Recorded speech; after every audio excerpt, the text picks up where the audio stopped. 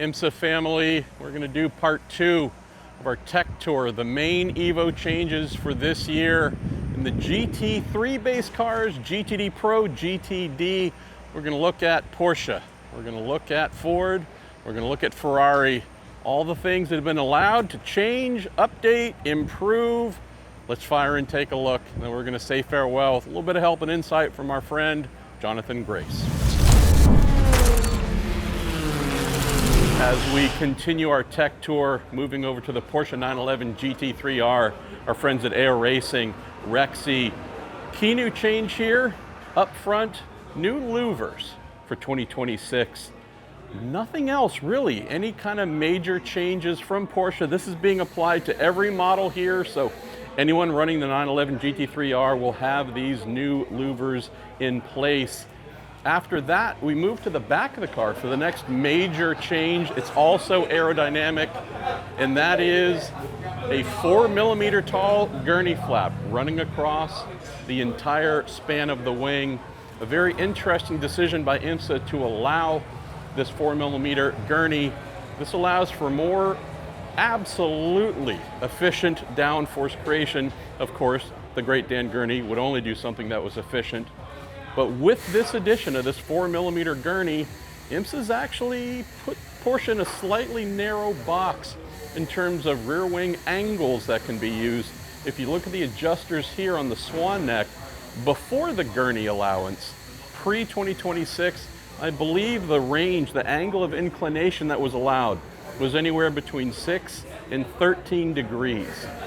For this year, with this 4mm gurney in place, now I'm told somewhere between about 7 and 9 degrees, so not very much.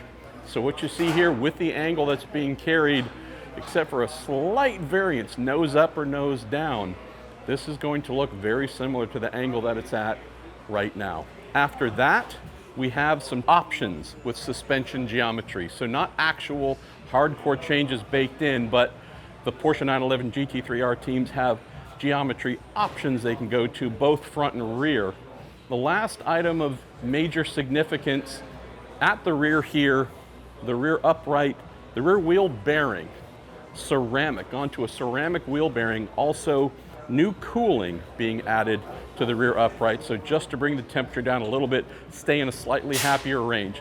A few other items as well, power steering, cooling addition and such, some other software items in place, but overall, louvers, rear wing gurney, and optimizing both the bearing material and bearing cooling here at the back of Rexy and every other Porsche 911 GT3R.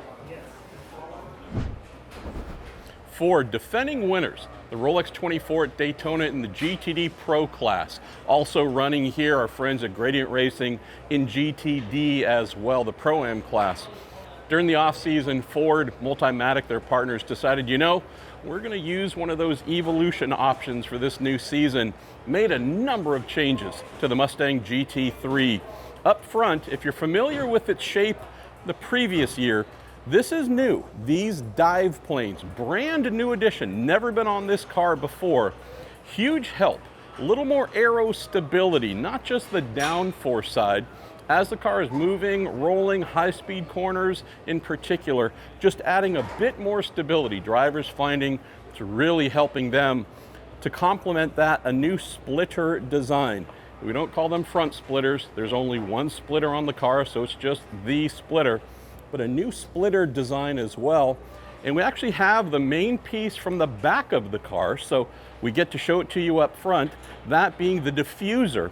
The diffuser, really the part at the back, you can see these lines here. These are the strakes installed in the diffuser that help channel more air, create more downforce. But you also see here this open bellowing here, really using tunnels beneath the car to make downforce towards the back. So the front of the Mustang GT3 splitter, dive planes, huge changes for 2026, but also getting to see this somewhat exposed diffuser like never before. You peek inside front suspension area. When you talk about suspension expertise, there are few that know more than Multimatic, and indeed with Ford they decided we're going to make some changes here Multiple pickup points have changed front and rear suspension. Why do you do that? Geometry in the anti-dive, anti-squat nature. It's a lot of things that are being finely tuned, so refinements being made. Also a brand new brake package from Brembo. Truly looking at all the areas that could make slight improvements when added together. This was the sum total the folks at Ford Multimatic were looking at. Rear suspension geometry changes made as well. Front and back, the locations where the suspensions pick up meet to the chassis, either an angling forward and angling back, all done to give options, to give range options to help the car with how it does squat and sit down, or not so much if desired, or anti-dive as well. Last change, last main change this season for the car, believe it or not, wheels. And you go, well, wait a minute, that's not really a chassis thing. True. They found with BBS, they decided that these wheels, bit more stiffness. They wanted something that just had a bit more torsional resistance and also heat rejection. You think about those big Brembo brake discs generating glowing red heat. They found that these BBS wheels met their liking just a little bit more with taking that heat in and shedding it, staying more consistent temperature and shape as well. So a lot of changes to this Ford Mustang GT3, and so far, leading into the Rolex 24, they've been quick. We'll close our GTD class IMSA Tech Tour, all the changes for this new year on the mighty Ferrari 296. Lovely 3-liter twin-turbo V6 in the back, but most of the work, aerodynamic yet again, going on at the front of this machine. Splitter, completely new design, devised for, again, aerodynamic optimization. A change as well to the dive planes on the car.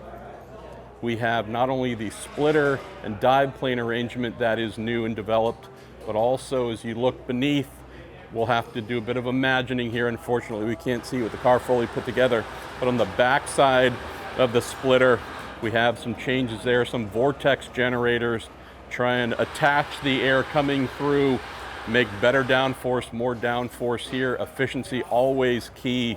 Cooling, a big part of what's been done here for 2026 with more efficient cooling, more things being cooled. Louver changes as well, venting atop the front fenders here. So those are the changes at the front of the car. Other areas of change, front suspension geometry, bit of a theme obviously. Rear suspension geometry changes as well. Gearbox, there's actually been a change in gear ratios. It didn't specify exactly which ones in this multi-speed gearbox, but a change to the ratios within the gearbox really to aid torque production. Torque for the most part being super helpful in the lower gear. So we have to assume that that is indeed where they have focused that. And then also change to the diffuser. So a very common theme here in 2026, whether it's prototypes or the GT EVOs, front aero, lots of splitter work, and at the back, lots of diffuser work having to match. Makes sense as well. If you're making changes at the front of the car to the splitter in some way, dive planes, anything that might help there, you're going to want to match that, complement that at the back with some changes to the diffuser so they are indeed working in unison. Jonathan Grace, our IMSA Young Jedi, just gone through 4 of the tech changes in GTP. Is there one that you like the most that really caught your eye for 2026? Visually, I really like the changes on the Cadillac, but I think the most dramatic has to be the smaller front end and the grills on that BMW M Hybrid V8. They've been hungry for a good result at the Rolex the last couple of years, and I think there's a lot of things working in their favor. Let's talk performance. So I just covered 3 cars with changes in the GT classes. What do the time sheets tell you? Which one do you think got their numbers right? If you're looking at the timing sheets, it's the Ford Mustang GT3 EVO for sure. That Myers-Riley Ford looked really, really fast. I think that's of the GTs that's had the biggest buzz around it from some of the changes, and the timing sheets, I think, back that up. 7 big changes here in the paddock. Who's going to come out on top on Sunday? We're about to find out. Watch us this season on NBC and Peacock.